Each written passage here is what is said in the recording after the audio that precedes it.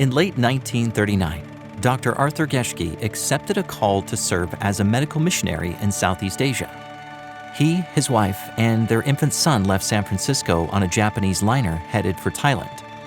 Dr. Geschke's assignment would be to develop a clinic in Phuket, an island off the country's southwest coast with a population of some 50,000 people. After learning about the church's work in various locations, Phuket's business and civic leaders offered to support the establishment of the clinic. On the clinic's opening day, Dr. Geschke performed surgery on a seriously ill patient. The man had been turned away from a government hospital and was told that nothing could be done for him. Geschke won the full confidence of the community when the patient recovered. Within a month, the clinic was treating 60 outpatients per day, and the 15 beds it had set up for outpatients were continuously occupied. It seemed that practically everyone of importance in the city knew of Dr. Geschke and counted him as a friend, a mission administrator reported a few years later. He added, "They told us of several people he had saved from death and about the great good he had done."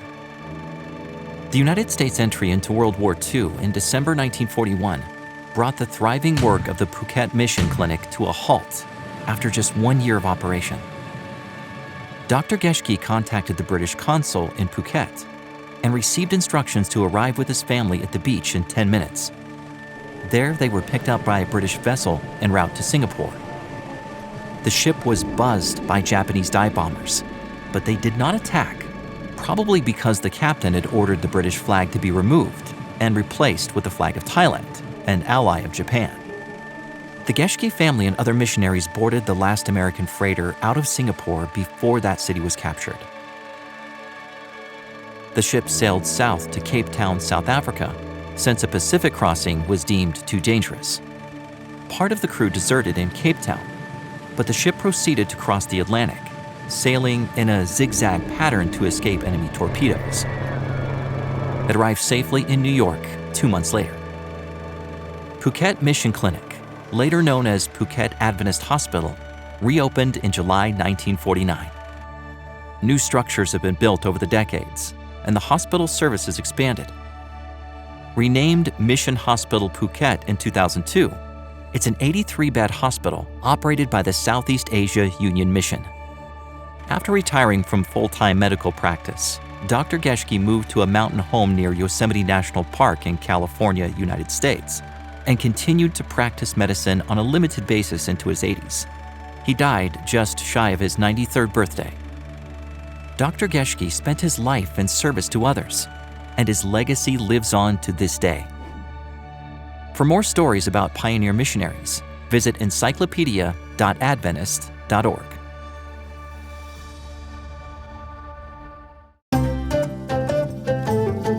It's said that a picture is worth 1,000 words. In some cases, it can be worth even more. Before serving as director for the Global Mission Center for East Asian Religions in the 1990s, Clifton Maberly had served a number of years in Thailand as a missionary. He noticed that people were drawn to storytelling through pictures. I was in a village one day with Pastor Mun Lansi, and he said to me, "Have you ever seen the painting of the last life of the Buddha?" And I said, "No." He said, "Every temple has one." And he knew the abbot from that temple, so he went to him and said, "Can you show this foreigner your picture of the last life of the Buddha?" So he came and brought it out and rolled it out. It was 50 meters long. But what was most interesting to me is when we rolled it out, the children who'd come to look at me, they suddenly forgot about me, and they went and got their friends and they told each other the story from the long picture that was on the grass. For some time, Clifton had been brainstorming ways to make the gospel message relatable to the Thai people. I already knew that painting was the main means of memory of stories in temples. Paintings are never worshipped here. People never pray to them. We're not in danger of idolatry. But people's way of reminding themselves of their own stories was paintings. Clifton wanted to commission paintings to tell the story of Jesus. He visited the Fine Art University, and one of the painting teachers recommended Clifton talk to his mentor and teacher.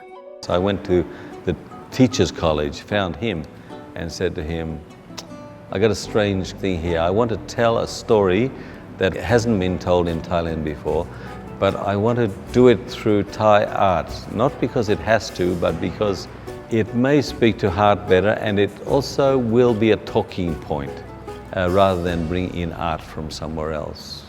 The accomplished Thai artist agreed. For several weeks, they strategized how to best communicate the story Clifton wanted to tell. They decided to start with a scene depicting Jesus' second coming, a scene that had never been created in the Thai Lana art style often seen in temples across the country. The painting was there being slowly formed in the heart of their home, and there was a big pile of books and spirit prophecy books and books he borrowed from the library there. That was the main thing that was in his lounge room for maybe 10 months while he did the first painting. Every time I visited him, it was there. And I thought, would I put so much effort into telling somebody else's gospel as he put in telling my gospel? After months of laboring over the painting, it was finally finished and placed in the Chiang Mai Adventist Church, located in the culturally rich and historic city center. So this is the picture of the second coming of Christ. Now, we have portrayed the second coming of Christ many different ways, but there is a description in Revelation of the rider on the white horse with his following horses as a picture of the second coming. So he's taken that one literally and made this the arrival of the rider on the white horse. So all of that is in this picture, this struggle between the rescue from light of the people who almost die in darkness but are taken off, and the world is left desolate behind it. So this is the first painting that he painted. The Chiang Mai community was very interested in the paintings and would visit the Adventist church to come see them. People came every day to look at the paintings. Teachers would organize, even from primary school, from secondary school, from the teachers' college, from the university. They came to get introduced to the pictures, to see the picture as a class project. And Buddhist monks came to the door and said, "We heard you have some paintings, can you open the church for us to see them?" And so I never had any negative reaction from any of those people. They were all willing to listen to the story from beginning to end, which I can't just bring people from the street and say, "Let me tell you what Adventists believe about the end of the world." No one's going to sit and listen. But with a painting, they just listen like lambs and ask many questions about it. Seem to just open them up to curiosity in a way that talking will never do. By contextualizing the gospel for the people of northern Thailand, Clifton and the Thai painter opened doors that may have never opened otherwise. They offered the opportunity for people to see a message of hope that most of them would not have listened to if it had not been painted. Now, over 35 years later, these paintings are displayed in the library of Asia Pacific International University, where many of the students are from a Buddhist background, and where the climate control can preserve these paintings for future generations to see. Please pray for the people of Thailand and throughout the 1040 window, where the majority of people aren't Christian. Despite having different worldviews, using creative means like these create opportunities for connection.